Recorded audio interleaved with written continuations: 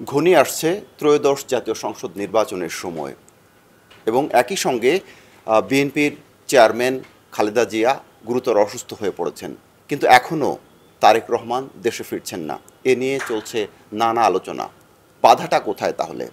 এ নিয়েই কথা বলবো। আমি আবদুল্লাল হুসাইন, আমার সঙ্গে আছেন প্রথম আলোর deputy head of online Monirul Islam. Monirul Islam, আপনাকে অসংখ্য ধন্যবাদ আপনাকে যোগ ধন্যবাদ। দেওয়ার জন্য।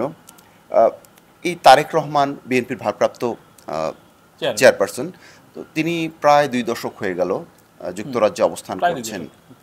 তো এখনও তিনি ফিরছেন না। এখানে আসলে প্রথম প্রশ্ন যেটা, যে যুক্তরাজ্যে আসলে তিনি কোন স্ট্যাটাসে এখনও আছেন? দেখুন, তারেক রহমান গিয়েছিলেন 2008 সালে। 2008 সালে তখন তিনি যান। উনি হচ্ছে কি তখন আমাদের এখানে তত্ত্বাবধায়ক সরকার ছিল 1/11-এর পর। তারপর উনি হচ্ছে গিয়ে গ্রেপ্তার হয়েছিলেন। গ্রেপ্তার হওয়ার পর জামিনে মুক্তি পেয়ে উনি লন্ডন চলে যান এবং সপরিবারে যান। তারপর থেকেই তিনি যুক্তরাজ্যেই আছেন। ওখান থেকে হচ্ছে কি আমরা খুব বেশি বের হতে তাকে আমরা দেখিনি।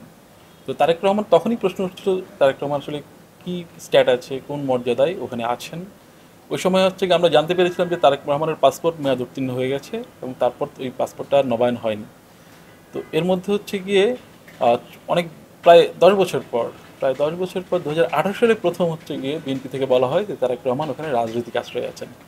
তো রাজনৈতিক আশ্রয়ে ছিলেন, রাজনৈতিক আশ্রয়ে এখন কোন পর্যায়ে আছেন সেই বিষয়টা হচ্ছে কি আমরা হচ্ছে গিয়ে বিএনপির পক্ষ থেকে কিন্তু স্পষ্টভাবে কখনো কিন্তু বিষয়টা খোলসা করা হয়নি যে এখন উনি আসলে কোনো অবস্থায় আছেন। কারণ রাজনৈতিক আশ্রয়ে থাকার পরেও হচ্ছে কি ওনার আরও ডেভেলপমেন্ট ঘটতে পারে বা উনি যুক্তরাজ্যের নাগরিকত্ব পাওয়ার সুযোগও কিন্তু অনেকে থাকে। তো সেটা উনি নিয়েছেন কিনা সেটা কিন্তু আমি জানি না। এখানে একটা বিষয় যে সেখানে 5 বছর কেউ যদি থাকে, তাহলে হচ্ছে রাজনৈতিক আশ্রয়ে, আহ, তারপরে তার সুরক্ষার জন্য তাকে পূর্ণমেয়াদ, এই 5 বছর মেয়াদ পূর্ণ হলে ইনডেফিনিট লিভ টু রিমেইন, অর্থাৎ স্থায়ী বসবাসের সুযোগ তৈরি হয়। আহ, তারও 12 মাস পার হলে যুক্তরাজ্যে যে নাগরিকত্ব, সেটার জন্য আবেদন করা যায়। হ্যাঁ, সুযোগ তৈরি হয় হচ্ছে কি আপনি যদি 5 বছর থাকেন রাজনৈতিক আশ্রয়ে, তারপর হচ্ছে স্থায়ী বসবাসের জন্য হচ্ছে আবেদন করার সুযোগ পাবেন আপনি। এবং এরপরে হচ্ছে কি আপনি হচ্ছে যুক্তরাজ্যের নাগরিকত্বের জন্য আবেদন করতে পারেন। এগুলো আবেদন করতে পারেন মানে আপনার সুযোগ তৈরি হয়। আপনি সুযোগটা নিয়েছেন কিনা সেটা কিন্তু হচ্ছে গিয়ে নির্ভর করবে মানে আপনার ইচ্ছার উপর। তো এই বিষয়টা হচ্ছে গিয়ে আসলে আমরা জানি না। এখন এখন যদি তিনি রাজনৈতিক আশ্রয়ে থাকেন, তাহলে কি হতে পারে যদি তিনি আহ, দেশে ফেরেন এই অবস্থায়? রাজনৈতিক আশ্রয়ে যদি উনি থাকেন তাহলে কিন্তু উনি দেশে ফিরতে পারেন এবং তিনি অন্য জায়গায়ও যেতে পারেন। কারণ হচ্ছে কি তাকে হচ্ছে কি একটা ট্রাভেল ডকুমেন্ট কিন্তু ওই দেশ থেকে দেওয়া হবে, সেটার উপর ভিত্তি করে উনি বিভিন্ন জায়গায় যেতে পারেন, অন্য দেশ সফর করতে পারেন এবং যেই দেশে নিজ দেশে সেই দেশেও ফিরতে পারেন। কিন্তু এখানে এটা একটা বিষয়, যুক্তরাজ্যের আইনের হ্যাঁ কথা বলছেন। যুক্তরাজ্যের আইনে আছে, কিন্তু এখানে একটা বিষয়ে ঝুঁকি আছে। সেটা হচ্ছে কি যখন আপনি রাজনৈতিক আশ্রয় প্রার্থনা করছেন তখন আপনি বলছেন যে আপনি ওই দেশের নাগরিক, কিন্তু ওই দেশে হচ্ছে কি থাকাটা আপনার জন্য ঝুঁকিপূর্ণ বা ওই দেশে আপনার প্রাণ সংশয় আছে। কিন্তু যখন যদি আপনি হচ্ছে গিয়ে ওই দেশে আবার যাবেন, তখন হচ্ছে গিয়ে ব্রিটিশ হোম অফিস ভাবতে পারে, মানে স্বরাষ্ট্র মন্ত্রণালয় ভাবতে পারে তাহলে তো আপনার জন্য ঝুঁকি নেই। তখন হচ্ছে কি আপনার রাজনৈতিক আশ্রয়ের যে আবেদনটা, সেই আবেদনটা হচ্ছে বাতিল হয়ে যাবে। সেক্ষেত্রে তখন হচ্ছে আপনার রাজনৈতিক আশ্রয়ের স্ট্যাটাসটা থাকবে না। তো ফলে হচ্ছে তখন হচ্ছে কি আপনার ফেরার ক্ষেত্রে একটা ঝুঁকি তৈরি হতে পারে যে এখানে প্রচলিত নিয়মে ফিরতে হবে। কারণ হচ্ছে কি আপনার তো রাজনৈতিক আশ্রয় থাকছে না। কারণ সে মনে করছিল, আপনি আবেদন করেছিলেন যে আমার এখানে ঝুঁকিপূর্ণ, এখানে আমি থাকতে পারবো না, সেজন্য তোমার এখানে আমি থাকতে চাই। কিন্তু আপনি যদি এখানে অবাধে যাতায়াত করতে পারছেন তাহলে সে ভাববে যে হচ্ছে কি আপনার তার ঝুঁকি নেই। এইটা আচ্ছা, একটা সমস্যা আছে। ও এক্ষেত্রে অন্যান্য দেশে যদি ভ্রমণ করতে চান, সেটা ভ্রমণ করা যায়, হ্যাঁ কিন্তু হ্যাঁ হ্যাঁ, আপনি সেরকম যেতে যেটা পারবেন। বলছেন যে তিনি যেই দেশের আসলে প্রথমে নাগরিক ছিলেন, যেই যেই দেশটা দেশে তার জন্য ঝুঁকিপূর্ণ। ঝুঁকিপূর্ণ হ্যাঁ এবং হুমকি রয়েছে হ্যাঁ। তার জন্য, সেই দেশে ফিরলে তখন হচ্ছে ওই যুক্তরাজ্যের সরকার মনে করে যে আসলে তার কোনো ঝুঁকি নেই এখন, ঝুঁকি যার নেই। কারণে তিনি আসলে আহ, সেখানে গিয়েছেন। যদি রেফিউজি স্ট্যাটাসটা উনি রাখতে পারেন না। আর যেহেতু আপনার ঝুঁকি নেই, কিন্তু আপনি হচ্ছে গিয়ে এখান থেকে ওই আবেদনটা আর গ্রহণযোগ্য না আপনারটা এক্ষেত্রে। ধরে নিলাম যদি বিষয়টি এরকমই হয় যে তিনি আসলে রাজনৈতিক আশ্রয়ে আছেন, তাহলে এদিক দিয়ে তো আমরা আরেকটা জিনিস দেখতে পাচ্ছি যে বাংলাদেশের সরকার বলছে যে দেশে ফিরতে তার কোনো বাধা নেই। তাহলে মূল সমস্যাটা আসলে আহ, কোথায়, মানে তার দেশে ফিরতে দেখুন, এখন? তারেক রহমান দেশে ফিরবেন সেটা হচ্ছে গিয়ে জুলাই অভ্যুত্থানে আওয়ামী লীগ সরকারের পতনের পরই হচ্ছে গিয়ে বিএনপি নেতা কর্মীদের মধ্যে একটা বড় প্রত্যাশা ছিল তারেক রহমান এখনই দেশে ফিরবেন। এবং তারপর বিএনপি থেকে কয়েকবারই বলা হয়েছে, সময় দেওয়া হয়েছে ডিসেম্বরে, মানে গত বছরের ডিসেম্বরের মধ্যে উনি ফিরবেন, গত বছরের জানুয়ারির মধ্যে ফিরবেন। এবং তারপরে হচ্ছে কি আমরা কোনো সময় দেখছি না সে শিগগিরই ফিরবেন। সে শিগগিরিটা কবে সেটা কিন্তু আমরা জানছি না। তো তো এর মধ্যে হচ্ছে গিয়ে গভর্নমেন্ট থেকে বলা হয়েছে যে হচ্ছে গিয়ে তারেক রহমানকে হচ্ছে দেশে ফিরতে হচ্ছে গিয়ে সরকারের পক্ষ থেকে কোনো বাধা নেই। সর্বশেষ তারেক রহমান হচ্ছে গিয়ে একটা ফেসবুকে কয়েকদিন আগে একটা পোস্ট দিয়েছিলেন, সেখানে তিনি বলেছিলেন তার দেশে ফেরার বিষয়টি তার একক সিদ্ধান্তের উপর নির্ভর করছে না। তার মানে এখানে অন্য কোনো বিষয় আছে। আপনি প্রশ্ন করতে পারেন যে কী বিষয় আছে, এটা হতে পারে নিরাপত্তাজনিত শঙ্কা আছে, কিংবা তিনি যে দেশে আছেন সেই দেশের কোনো শর্ত আছে।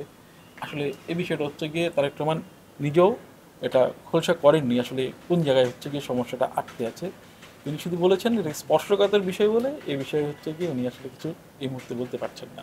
এবং সেটি তার একার সিদ্ধান্তের উপর না, না, উনি বলছেন যে সিদ্ধান্তটা তার একার উপর না, অন্য কিছুর উপর নির্ভর করছে। সেই সিদ্ধান্ত কোথায় নির্ভর করছে, এটা বাংলাদেশে না যুক্তরাজ্যে, সেই বিষয়টাও কিন্তু স্পষ্ট করেননি।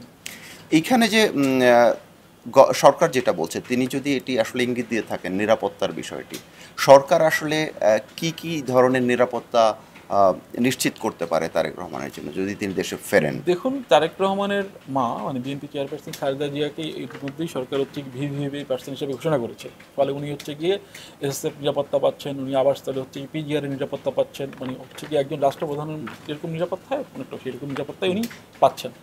তারেক রহমান একজন রাজনীতিবিদ এবং হচ্ছে গিয়ে উনি একটা দলের হচ্ছে গিয়ে শীর্ষ পর্যায়ের নেতা। তো সরকার থেকে কিন্তু এটা বলা হচ্ছে যে তারেক রহমানের হচ্ছে গিয়ে দেশে ফিরলে প্রয়োজনীয় যে নিরাপত্তা সেই নিরাপত্তা সরকার দেবে। এবং সেই সঙ্গে তার ফেরার ক্ষেত্রে বাধা যদি কিছু থাকে, যেমন পাসপোর্টের ক্ষেত্রে যেটা বলা যায় তারেক রহমান পাসপোর্ট করিয়েছেন কিনা নতুন করে, সেটা হচ্ছে কি আমাদের পররাষ্ট্র উপদেষ্টাকে জিজ্ঞেস করা হয়েছিল যে ওনার পাসপোর্ট আছে কিনা, বললো যে এটা ওনার জানা নেই। আমরা এখনও জানতে পারছি না যে তারেক রহমানের হাতে পাসপোর্ট আছে কিনা। আর যদি হচ্ছে কি নাও থাকে, বাংলাদেশে আসার ক্ষেত্রে হচ্ছে কি ওনার ট্রাভেল পাস বাংলাদেশ সরকার দিতে পারে, যেটার ভিত্তি নিয়ে উনি বাংলাদেশে যে কোনো সময় আসতে পারেন। এবং এটা বলেছেন পররাষ্ট্র উপদেষ্টা কিন্তু এটা বলেছেন যে এটা একদিনের মধ্যেই এটা সম্ভব তারেক রহমানকে ট্রাভেল পাস পৌঁছে দেওয়া, যে তাহলে ট্রাভেল পাস দিলে তুমি হচ্ছে গিয়ে যে কোনো সময় হচ্ছে গিয়ে বাংলাদেশে আসতে পারবেন। ফলে সরকারের দিক থেকে নিরাপত্তা এবং হচ্ছে গিয়ে তার ফেরার ব্যবস্থা জায়গাটা পরিষ্কার করা হয়েছে মোটামুটি আমার মনে হয়। বিষয়টি যদি এরকম হয় যে তারেক রহমানের ব্রিটিশ পাসপোর্ট আছে, নাগরিকত্ব আছে, তো সেক্ষেত্রে তিনি যদি সেই নাগরিকত্ব ত্যাগ করে বাংলাদেশে আসতে চান, সেক্ষেত্রে আসলে যুক্তরাজ্যের যে হোম অফিস সেটার কি কি অনুমোদন লাগে কিংবা প্রক্রিয়াটা কি? এখানে হচ্ছে গিয়ে দুটো বিষয়, একটা হচ্ছে বাংলাদেশ পার্ট, একটা হচ্ছে গিয়ে যুক্তরাজ্যের পার্ট। আপনি যদি যুক্তরাজ্যের নাগরিকত্ব নিয়ে থাকেন, আমরা কিন্তু জানি না তার একটা যুক্তরাজ্যের পাসপোর্ট নিয়েছেন কিনা, তাহলে তাকে পাসপোর্ট নাগরিকত্ব বাতিলের জন্য তাকে আবেদন করতে হবে। আবেদন করার পর সেটা হচ্ছে গিয়ে গৃহীত হবে, গৃহীত হওয়ার পর তাকে হচ্ছে গিয়ে যুক্তরাজ্যের হচ্ছে গিয়ে স্থায়ী বসবাসের অনুমতিপত্রটুকু আর থাকবে না, তখন তাকে হচ্ছে গিয়ে নিজ দেশে ফেরত আসতে হবে। ফেরত এসে আবার যদি এখানে যেতে চান, আবার প্রচলিত প্রক্রিয়ায় তার পাসপোর্ট নিয়ে, অনুমোদন নিয়ে, ভিসা নিয়ে ওভাবে যেতে হবে। এবং তারেক রহমান পাসপোর্ট নিয়েছেন কিনা আমরা জানি না, সুতরাং হচ্ছে গিয়ে পাসপোর্ট বাতিলের মানে পাসপোর্ট নাগরিকত্ব ছাড়ার প্রসঙ্গটা আসাটা হচ্ছে গিয়ে অনেক সময় অপ্রাসঙ্গিক ঠেকে। কিন্তু আবার যদি হচ্ছে গিয়ে আমরা যদি একটু ইঙ্গিত দেখি যে তারেক রহমান কিন্তু বাংলাদেশে নির্বাচনের জন্য প্রস্তুতি নিচ্ছেন, একটি আসনে হচ্ছে গিয়ে নির্বাচন করছেন, বিএনপির পক্ষ থেকে তাকে মনোনয়ন দেওয়া হয়েছে। যদি নির্বাচন, যেটা ফেব্রুয়ারিতে নির্বাচন হবে, ত্রয়োদশ সংসদ নির্বাচন, তো তারেক রহমান যদি নির্বাচন করতে চান তাহলে কিন্তু যুক্তরাজ্যের পাসপোর্ট নিয়ে কিন্তু বাংলাদেশে নির্বাচন করতে পারছেন না। আচ্ছা, কারণ বাংলাদেশের কোনো হচ্ছে গিয়ে পরবর্তীতে রাষ্ট্রীয় কোনো পদেও কিন্তু উনি আসীন থাকতে পারবেন না।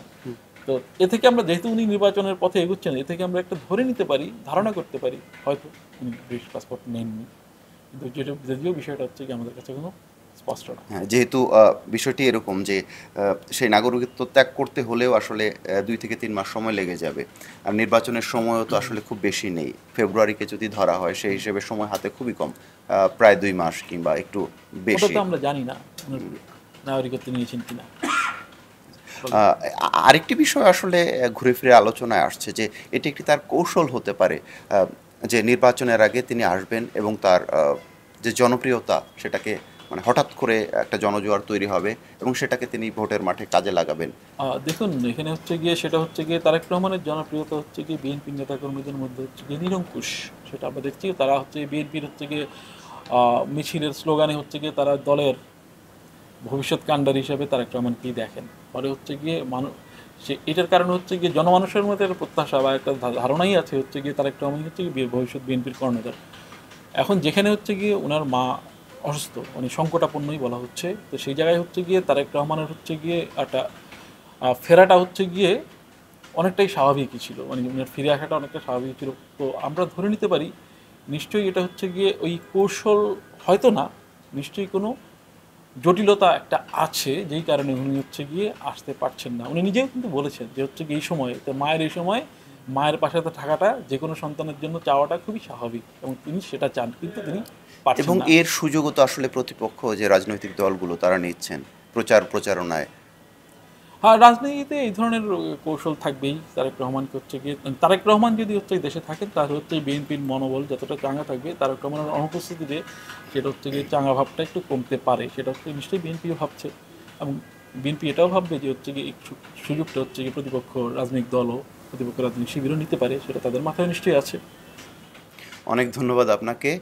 দর্শক, বিএনপির ভারপ্রাপ্ত চেয়ারম্যান তারেক রহমান কবে দেশে ফিরবেন তা হয়তো সময় বলে দেবে, কিন্তু আমরা ফিরব আপনাদের কাছে নানা সংবাদ নিয়ে এবং সেসবের বিশ্লেষণ নিয়ে।